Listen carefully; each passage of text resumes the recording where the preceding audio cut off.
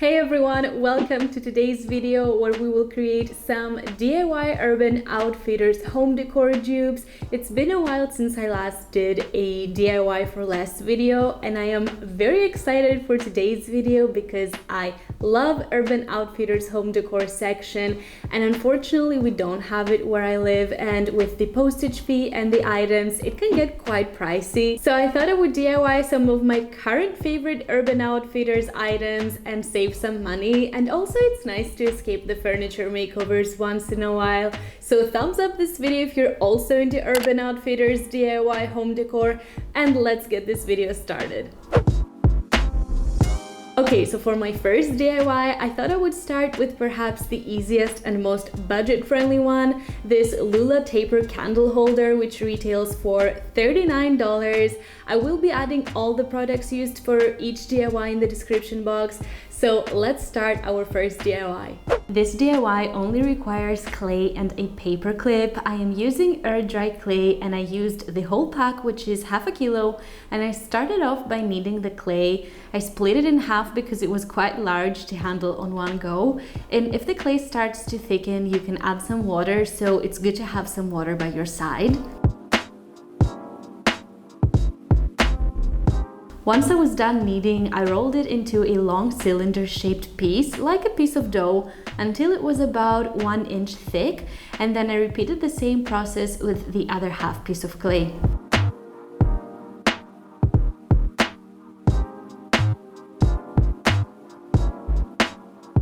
Once I had both pieces rolled out, I connected the ends of each piece to create a long cylinder-shaped piece of clay, and then spent some time smoothing out the connection with my fingers. Because I had just opened the pack, the clay was moist and it was pretty easy to work with, but it's good to spend some time making sure the connection is evened out so that it doesn't crack or break when it's dry. Then I connected the other two edges as well, forming a circle shape, and again spent some time making sure that connection was evened and smoothed out.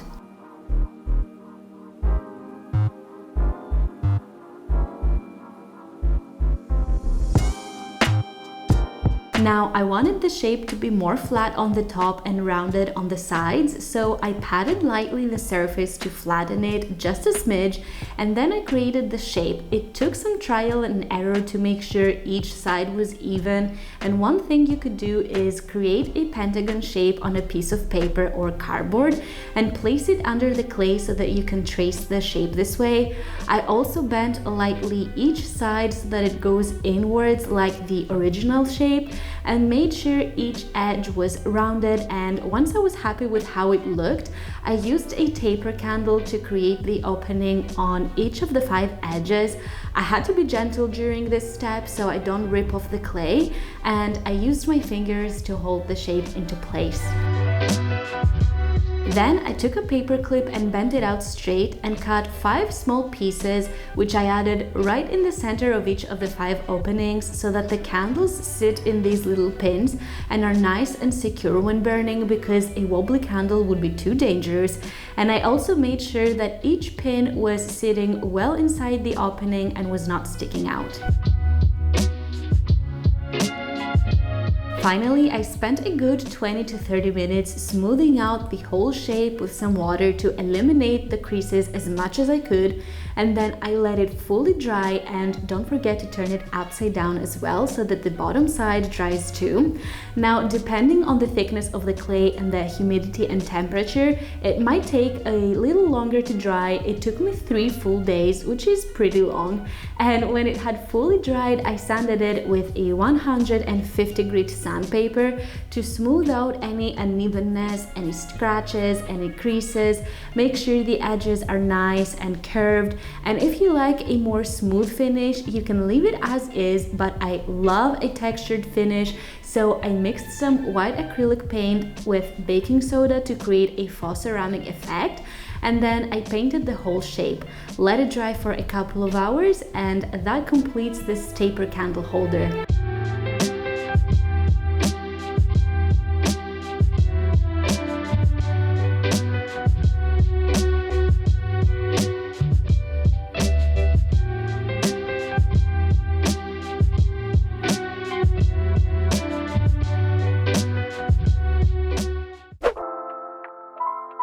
This candle holder might not look like much at first sight, but 5 candles create such a warm light, and I think it would be pretty fun to mix and match the colors and shapes of the candles. So moving on to our second DIY, I will be recreating this macrame 2-tier hanging shelf, which retails for $59. I love anything that includes macrame, and I also did have some leftover pieces from my previous video which I could use as the shelves. So let's start our hanging shelves. To create the shelves, I wrapped them with some leftover contact paper I had. I love this wood effect shade, so as I mentioned earlier, I had some scraps from the TV stand I did a makeover on in my previous video.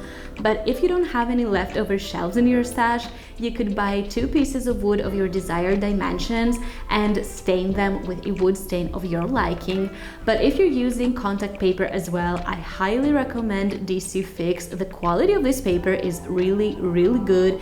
It didn't bubble up at all. Of course, that also has to do with the size of the shelves, which is not that large, but if you see any bubbles on your contact paper, you can pop them with a needle and then go over them with a squeegee to flatten them.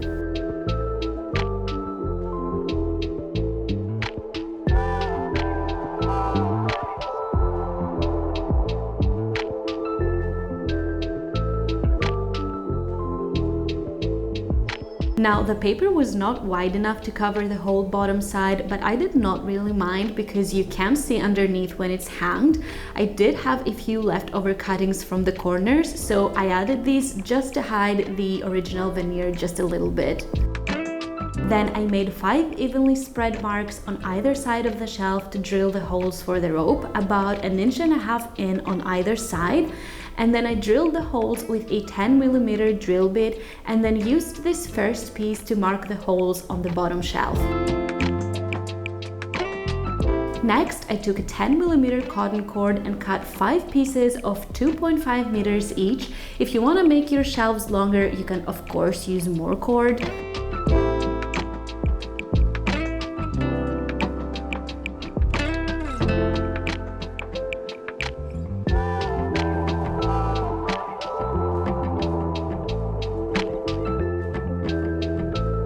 Once I had all 5 pieces, I folded them in half and put them on top of each other, forming a loop at the top. And then I took a 3mm cotton cord around 3 meters long and wrapped it tightly around the loop, leaving a short tail at the top.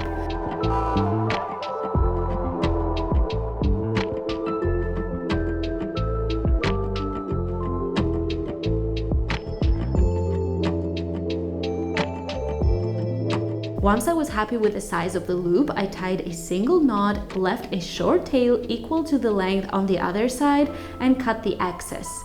Then I brought the ends of the loop together, and using about 2 meters of that 3mm cotton cord, I made a gathering knot. So I made a loop leaving a short tail at the top, and using the long end, I wrapped it around the other cords from top down. You can again make that as long or as short as you want, and to secure it, I pulled the long tail through the loop and pulled on the short tail at the top to tighten it and cut off the excess cords.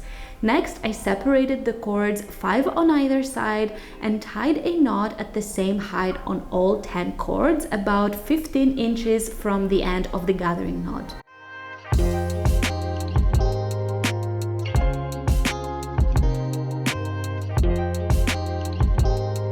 When I had made all the knots, I pulled each cord through each of the holes on one of the 2 shelves. I also wrapped some painter's tape at the rope's end to enable the rope going through the hole.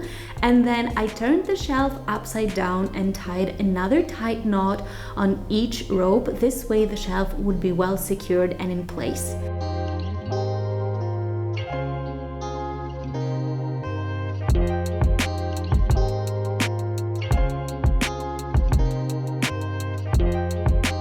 Next, I left about 6 inches and tied another knot on each of these 10 cords and repeated the same process. I pulled each string through each of the 5 loops on either side of the second shelf and then turned it upside down to secure the shelf with another tight knot on each of these 10 cords.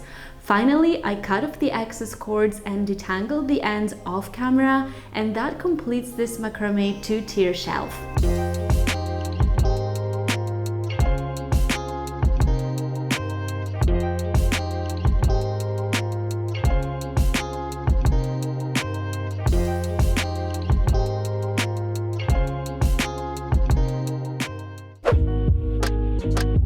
I absolutely love how these shelves came out, but I saved the best for last. I am obsessed with the Urban Outfitters Isobel series, so for our final DIY, I will be recreating the Isobel Arc wall shelf, which retails for $149. This is an expensive item I could never afford, and even if I could, I would probably never spend that much money on a wall shelf, and I am so happy to have recreated it for zero because I already had all the materials I needed to create this DIY, and you might too, so let's see how I made it. For this final DIY, I cut a 14-inch piece of some leftover pallet wood I had in the garage. This will be the bottom of the shelf, and then I took some good sturdy cardboard I also had, and tying some cotton on a pencil, I created a half circle as wide as the piece of wood and cut the shape with a cutter. When finding good cardboard in any packages, I tend to keep it because it can be extremely and surprisingly good for DIYs. Then I traced another half circle using the cut piece to create an identical piece, and then traced another half circle about 1 inch in so that when I cut it, I had a 1-inch outline of a half circle, or a hollow half circle if you like. Next, I applied some wood glue on the long edge of the wood as well as on the bottom of the half circle cardboard, and because I wasn't sure if that would be strong enough, I also added some craft glue and spread it with a small brush. And because I was still not convinced that would be strong enough, I also added some construction adhesive, and then I glued on the wooden piece on the bottom of the half circled cardboard. I added some more wood glue and craft glue on the other long edge, and then I glued on the hollow half circle. Next, I cut a few 1-inch thick cardboard pieces of some thinner cardboard, which I will use as the connectors between the arches. Now, a little parenthesis, I used a wooden piece as the surface because I will eventually be putting it up on the wall using some L-shaped brackets. So I will be screwing the surface on the bracket, but another more renter-friendly solution is to use some double-sided mounting tape if you don't want to drill holes on the wall, and if you're not planning on hanging it on the wall at all, you can use some good quality cardboard instead of wood, which will also bring the cost down, and this way you won't have to use any power tools if you don't have any. So I bent the top and bottom side of these cardboard pieces, added some craft glue, and spread them evenly on the arched area so that they look inwards, and then I added some more the exact same way but looking outwards. Next, I cut some thin cardboard and bent it nicely, packed it with craft glue, and glued it on the inner side of the arch. And at this point, it is important to make sure that the cardboard is glued on the arch connectors. And then I repeated the same step but on the outer side of the arch, and I also added some craft glue on the short edge of the piece of wood. I actually didn't have a long enough cardboard piece to cover the outer side on one go, so I added a small piece to finish off the arch, and then I added duct tape on all the edges and connections to really tighten everything so that it starts taking shape. I was very liberal with the amount of tape I used, and it's important to use good duct tape because you wouldn't want the structure to start falling apart at any point.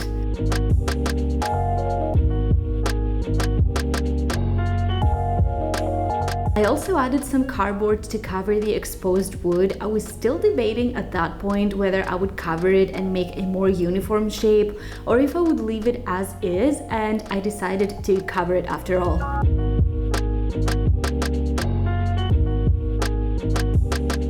Once I was done taping everything, I added a very liberal amount of wall filler on the whole shelf, and that's when it really started coming together. I did the easy surfaces with a spatula, but then I had to go in with my fingers to spread it through the holes and finish off the details. So I let it fully dry for a few days, and then I sanded it with a 150 grit sandpaper. And then, just like the candle holder on the first DIY, you can leave it as is if you prefer a smoother finish, but I wanted to give it a faux ceramic effect, so I mixed some white wall paint with baking soda and painted the whole shelf. And honestly, I could not be happier with how it turned out. It's just the cutest little shelf. So I let it fully dry for a couple of hours, and that finishes off this Isobel Arc wall shelf.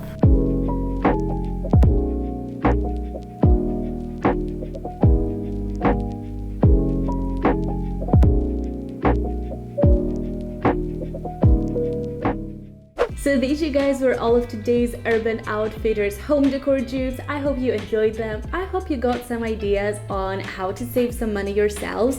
Hit the thumbs up button if you did. I cannot describe my love for the Isobel wall shelf. I love how it turned out, and I think it would be super cute to create some more shelves of different sizes and create a gallery wall, but instead of frames, use these shelves. So let me know which of the three your favorite was in the comment section down below. I am curious to hear, and also share this video if you have a friend who loves Urban Outfitters home decor and would benefit from these projects. And last but not least, don't forget to subscribe if you haven't already, and join the Craftydust family for more DIY and home decor content, and also ring the bell so that you're notified on any upcoming uploads. Thank you so much for watching, and I will see you in the next one. Bye!